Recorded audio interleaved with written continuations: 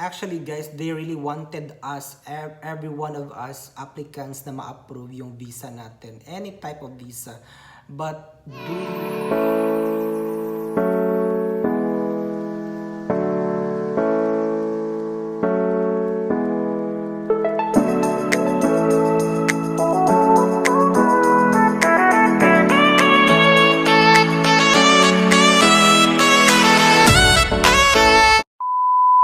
Hi everyone, Andi here and welcome to my channel if you're new. Of course, for those who doesn't know me yet, I'm Andi and I'm originally from Bohol, Philippines. Okay. Actually, I already made a video like this, but it's quite long. But if you want to check, click here, this link. Okay. So yun guys, hindi na natin patatagalan pa at pag-uusapan na natin about marriage visa. Don't worry guys, I'll try to summarize it. I'll try to explain it brief and concise para hindi naman kayo maboboard sa mukha ko. Oh my God! So first guys, what is marriage visa? Marriage visa guys is required if you want to marry a German citizen here in Germany. To tell you honestly, marriage visa has 90 days validity. But just in case hindi kayo nakasal, you really need to go back to the country where you really came from. Oh my God! Okay. So here's the process of marriage visa guys. So number 1, ask your fiance or boyfriend to go to their standard stamp or registry office to get the requirements on how to marry a foreigner. Okay. Tip number 1 guys, tell your fiance or your boyfriend to be friendly and not to be boastful to this officer because this officer will be the one to process everything.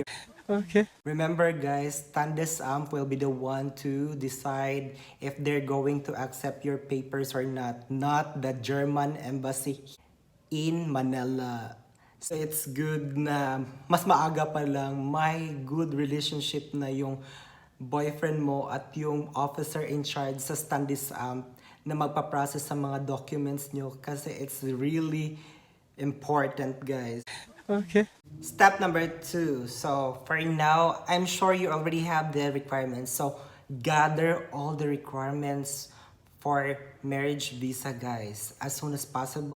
Okay. So for the requirements, I will link down below para mayroon naman kayong copy, mayroon naman kayong makita.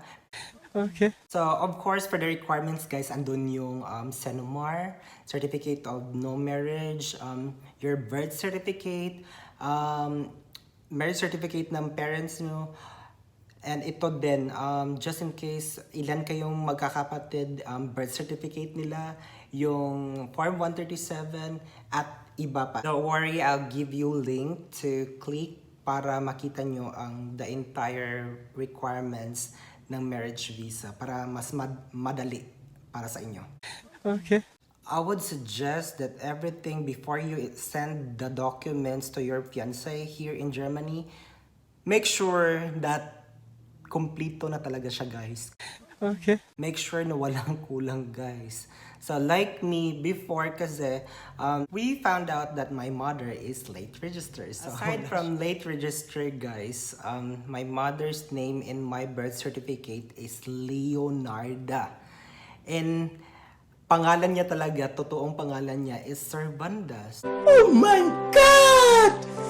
Wow! So, pinaayos ko muna talaga yung pangalan niya because I know if I'm going to submit it and then may conflict sa name ko, sa papers ko. So, there's a possibility na hindi yun ma-approve or ma-accept sa Standesamt sa Germany yung papel ko.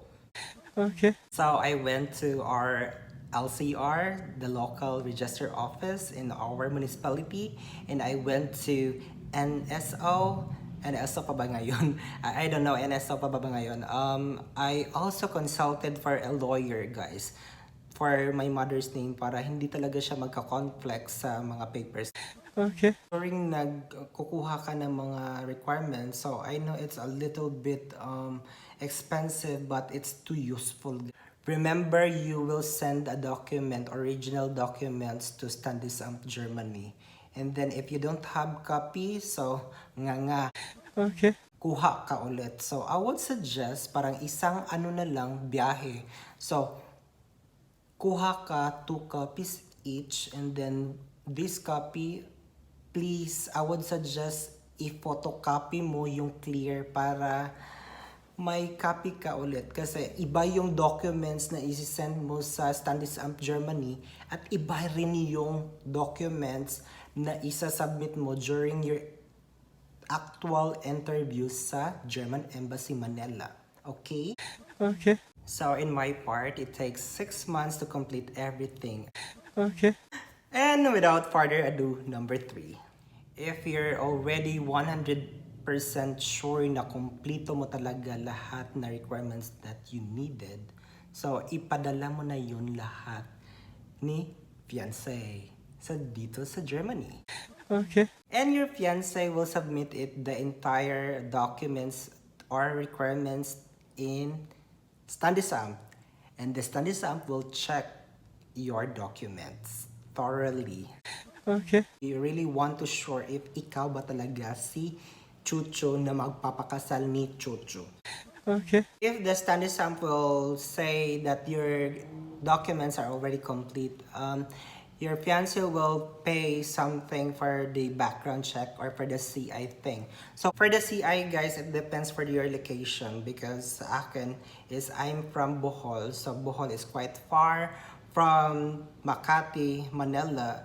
So I expect 4 to 6 months, but it took 7 months may nag-CI sa akin. Okay.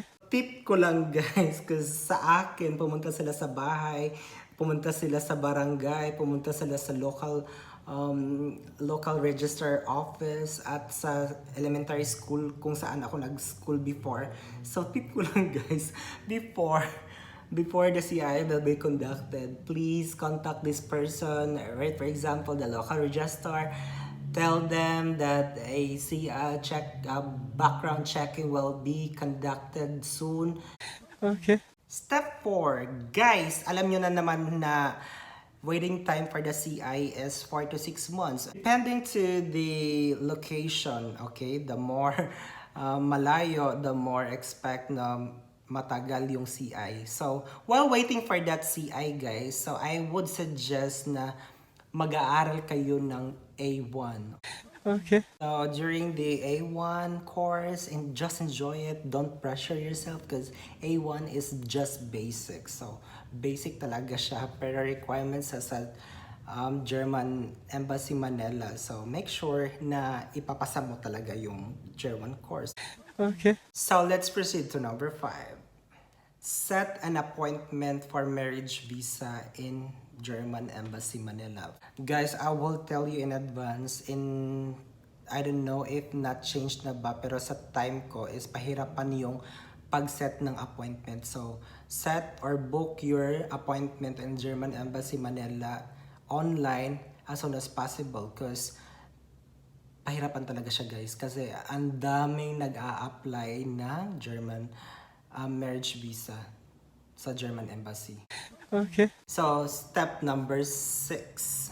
The result of your CI. So, for sure, for this time, your boyfriend or your fiance can get these 2 important documents, which is the Form 11121 and the formal obligation. Okay. So, step number 7. But before we're gonna proceed to our 7th step or the last step, please do me a favor guys to subscribe my channel and do thumbs up or like, subscribe, yay! Okay. Go to your schedule appointment in Makati, German Embassy. So if you're living just in Luzon, so it's quite near for you, but for me, like me, if you're living like from Mindanao and Bohol, we need to fly talaga. So, for your appointment day, make sure before that is complete na yung mga requirements mo. Okay. So, it's just the same, a little bit the same na kung ano yung pinadala mo sa Standesamt Germany is the same lang yung requirements na dadalhin mo during your interview. So may tatlong additional lang which is yung Form 11121 and the formal obligation and the insurance, guys. So for these three is dapat talaga original, guys. Okay. Bonus tip, guys, for the appointment day, all you have to do is to be on time. They normally ask you how did you meet, nakapunta na ba siya sa inyo, naka-visit na ba siya sa Pilipinas, how many months na kayo or years, kailan yung anniversary nyo, dapat alam nyo yun, yung partner ng partner mo, trabaho ng partner mo, address ng partner mo, kasi it's possible na tatanungin kanila. Okay. Guys, important pala yung eye-to-eye contact during the interview, guys, kasi it's more like what I'm doing right now, para makita talaga nila na interested ka talaga at deserving mo talaga makuha or ma-approve sa visa. Okay? Okay. For the dress code, actually there's no specific dress code. Just be yourself. Like me, pumunta ako naka t-shirt lang at as long as formal ka lang tignan or tao ka lang tignan, okay na yun. Okay. And then after that, you're gonna pay the German visa processing. I don't know exactly how much it is. Basta guys, magdala ka ng exact amount, guys, kasi para hindi ka ma-award sa counter, guys. Just bring the exact amount and that officer, I'm sure, will be happy for that. Okay? Okay. After the interview, after everything, don't worry, everything will be fine. Guys, actually, guys, they really wanted us, every one of us applicants na ma-approve yung visa natin. Any type of visa.